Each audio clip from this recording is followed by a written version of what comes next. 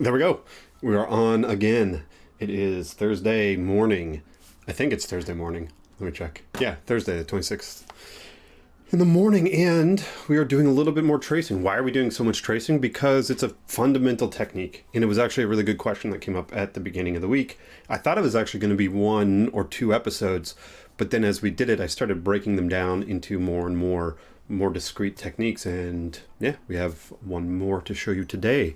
So yesterday we got to this place. Let me just switch over to my desktop. Okay. How'd you like that little transition?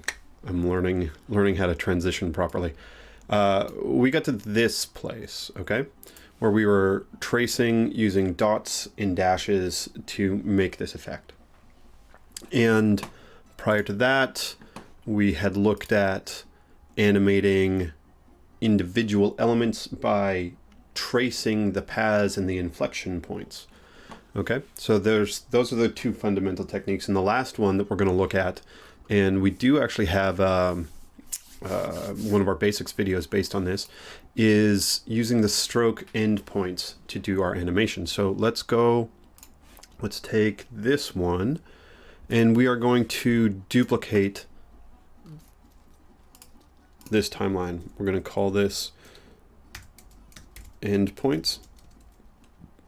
And if we look into this, if we look into this like that, okay, so there's the dot, the pink dot that's moving, and then we had this line, if you remember, we had this line that goes across our animation, and we're animating the dash pattern for that thing. Okay, so let's remove, well, I'm just going to keep it on relative mode, and what I'm actually going to do today is we're going to get rid of the dash pattern. I just selected the area inside of the beginning and I pressed delete. And if you delete it, it means there's no dash pattern anymore, so it also gets rid of the gap for you as well. So this is what our line actually looks like, okay? And when I say about the endpoints, what I'm talking about are these 2 properties right up in here. And what's going to happen with those, so there's the beginning of a line.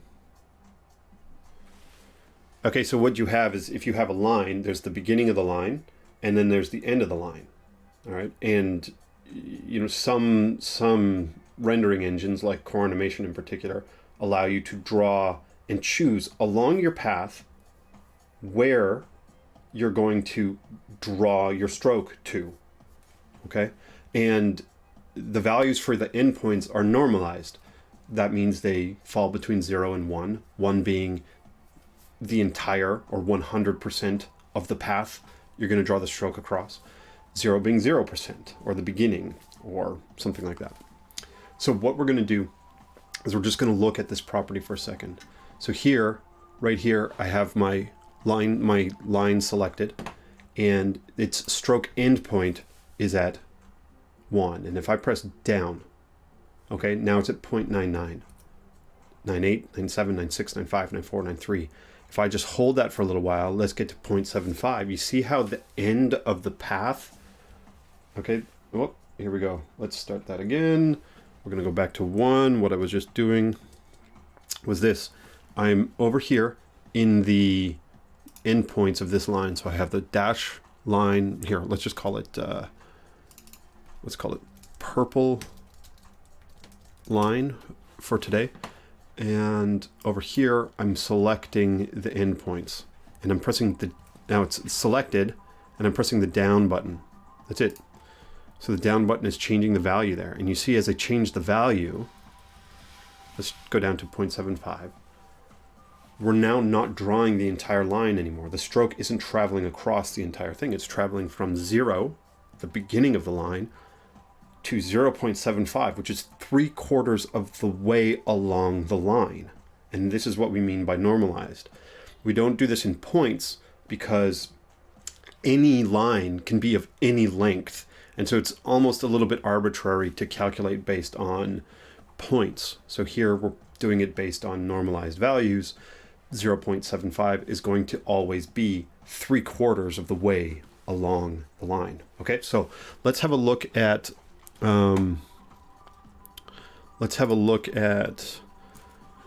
making an animation here. So let's start.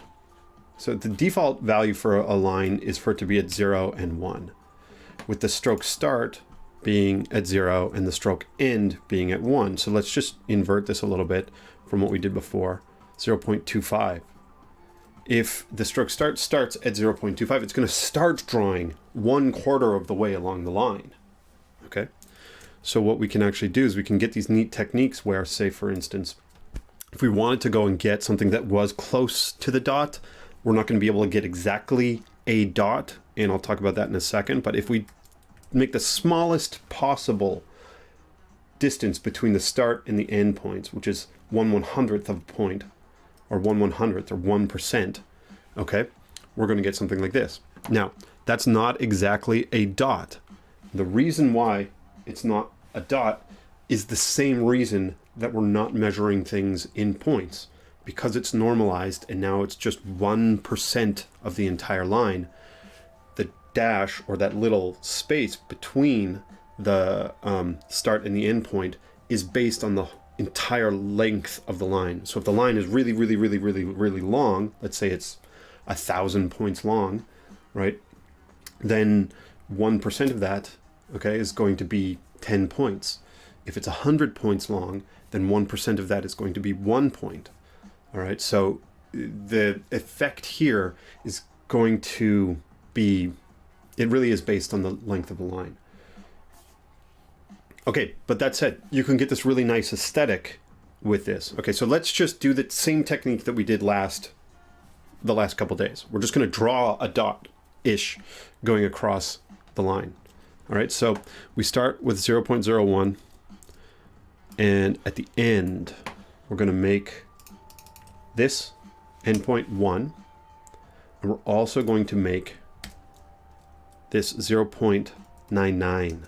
So the distance again is still 0.01 between the start and the end point, except now we're animating, and we're animating them both at the same rate. So let's hit play, and there we go. Let's slow that down just so it can get captured better by the stream and for your eyes. Okay, and it's doing this little catch-up thing because here there are easing in and easing out curves. So let's just switch that over to linear. And now we get almost the same aesthetic that we had before, right? If we hide that purple line, reveal it, hide it, reveal it, hide it, reveal it, it's moving at the same pace as that dot when we're using the dash pattern or the dot or something like that. But what you can do with this, instead of just moving it across the scene, is you can do some really nice stuff. You can start to play with the speed and timing of these things, right? So if I offset the stroke start to start animating, say at 1/4 of a second, what's going to happen is the stroke end is going to animate for a little while, and then the stroke start is going to catch up to it. Okay? And it's just going to catch up all the way because they end up being the same value at the end here. If I end up doing something like this, now they both have the same amount of time, 0.75. One's going to start, it's going to travel along, and then it's going to come in like that. Okay? If I added some easing curves to these, then we start to get these other effects. Okay?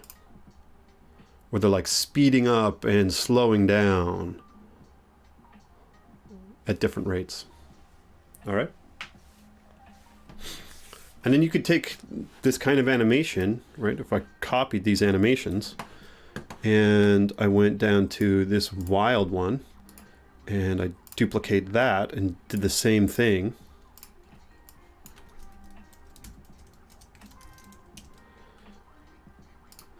Where we go and we're gonna delete the dash offset. We're gonna turn on relative mode. We're going to select the path, and then we're gonna go like this, and we're gonna delete the dash pattern, hit enter, and then what we'll do is come back to 0, and we're gonna paste. We're gonna go to our endpoints animation. We are going to take that purple line animation. We're going to go back here. We're going to press Command C to copy those key values. Select that layer and press paste. So we're just pasting a new animation on top of that old one. And now we get some crazy thing that you're not going to be able to get with dash patterns and offsets. Okay, so we can get this crazy effect where we're doing these neat tracing effects over a line, and you can actually use this for tons and tons of different things. One caveat is that this particular technique doesn't export nicely to SVG and HTML. But aside from that, you can use it for iOS stuff, you can use it for Lottie stuff, you can use it for movies in particular, that kind of thing. So you can use it for lots of things. Now, that's just a limitation of the SVG format in particular. And because we're using SVGs to render in HTML and we're using their basic APIs and things like that, this particular technique isn't available. Okay, so that's that technique.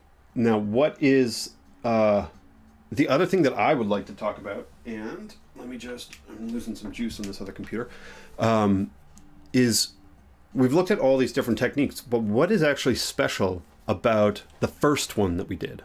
Okay, I'm just going to hit pause. We're going to go back to this single dot.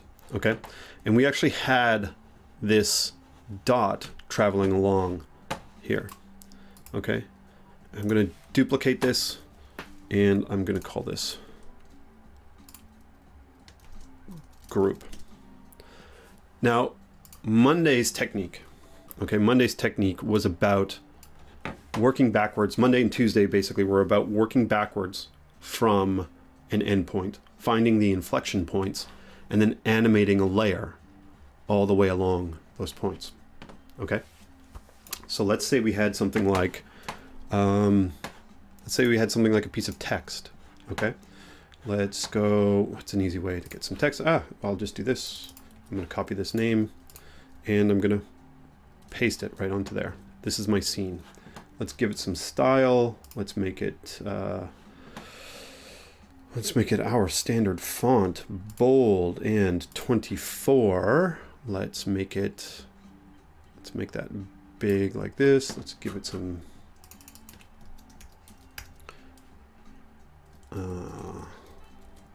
we're going to do this, and we're going to change the text down here to text. We're going to make it centered, and what else we're going to do? We're going to change, let's make that just a tiny bit bigger. Let's make it 36. Let's make it 48. And let's make the frame a little larger to fit. There we go. And now let's give it a nice color. Let's call it something bright that you guys can see. Can you see that? No, it's not so bright. Let's make it purple. How does purple look? Okay, it's close. I think pink is the best, right? Yeah, that's probably the brightest that we can get. And now what we're going to do, okay, we're going to take these animations because they're just position animations. And much like we did in the last example, we're going to copy those. We're going to select that text layer. We're going to move the playhead to 0, turn off relative mode, and we're going to paste those animations. All right. And now we need to just modify a couple of little things because we had these stragglers like that. Let's hide the dot. Okay. And now let's hit play. You're going to be able to move any layer when you use this technique because you're tracing the path. But more so, what's actually cool is if we take that same technique that we just did and we insert a layer. Okay, let's sort of insert a layer. Let's turn on relative mode, do a little bit of styling. Let's make that layer 32 by 32. Let's give it a background color of super bright green and make it full opacity. Now you guys can see that. Okay, and here what we're going to do is we're going to select the text layer. We don't need to, but we're going to copy the animations on the text layer. Then we're going to delete them all. Like the text isn't even moving. Okay, we're going to take that text layer. We're going to drop it into that group. All right, and now we're going to move that thing right into here, into the group like that. So it's inside. We're positioning the text relative to the group. It's inside the group. Okay, this is our group right here. We are going to take that group now, and we're going to move our playhead back to 0 and press Command V. And now we have a layer with the same animation properties as the dot. Okay? And it's moving. But the text is inside that group. Right? And now that the text is inside that group, there's all this other stuff that you can do. You can do stuff like you can take that group and you can say, like, from the beginning to the end, it rotates by 360 degrees. Okay?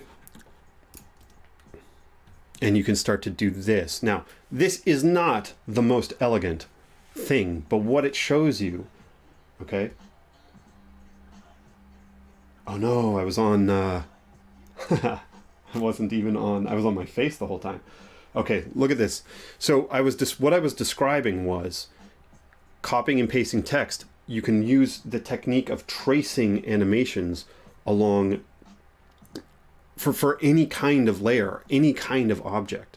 And here what I've done is I've gone and I've taken a group and I've applied the animations to that group, and then I've put a piece of text inside that group.